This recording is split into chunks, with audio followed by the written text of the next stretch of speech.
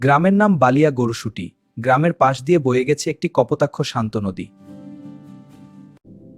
বিকেলের সময় নদীর ধারে হালকা বাতাস বইত।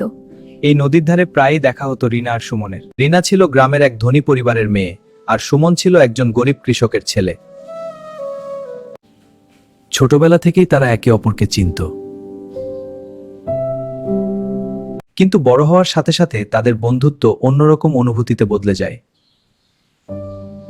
প্রতিদিন বিকেলে রিনা নদীর ধারে হাঁটতে আসতো। সুমনও তখন গরু নিয়ে নদীর পাশে মাঠে যেত।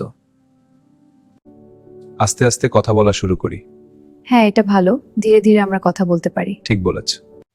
এই নদীর ঢেউ শুনতে শুনতে মনে হয় যে ডোবা বেজে। হ্যাঁ, আর পাখির ডাকের মধ্যে গল্পগুলো জীবন্ত হয়ে ওঠে। কিন্তু সমস্যা ছিল তাদের পরিবার। রিনার বাবা খুব ধনী এবং কঠোর মানুষ ছিলেন। তিনি কখনোই চাইতেন না তার মেয়ে একজন গরিব ছেলের সাথে মিশুক। দয়া করো বাবা, তাকে ছাড়া আমি বাঁচব না। সুমন, এই নদীটা কি সুন্দর না? হ্যাঁ, আর তুই এর চেয়েও সুন্দর। যা, তুই শেষ করো, সত্যি বলছি। বাবা, আমি তোমাকে একটা বিষয় জানাতে চাই। কি বিষয় রিনা? খুব গুরুত্বপূর্ণ। বলো, কি হয়েছে? রিনা, তুই আজ কি করেছিস? এত বড় ভুল কি করে করলি? এর জন্য তোকে কঠিন শাস্তি পেতে হবে। এখনই যা, আর কোনো উত্তর শুনতে চাই না।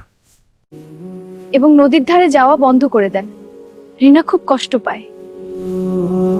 অন্যদিকে সুমনও অনেকদিন নদীর ধারে আসে না। কিছুদিন পর এই নদীর ধারে এসে মনটা শান্ত হয়।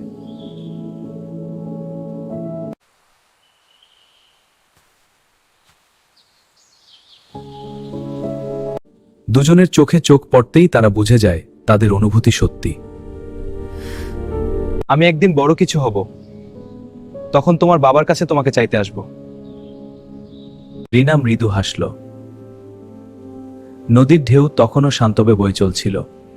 ভিডিওটি ভালো লাগলে লাইক, কমেন্ট, শেয়ার করতে ভুলবেন না।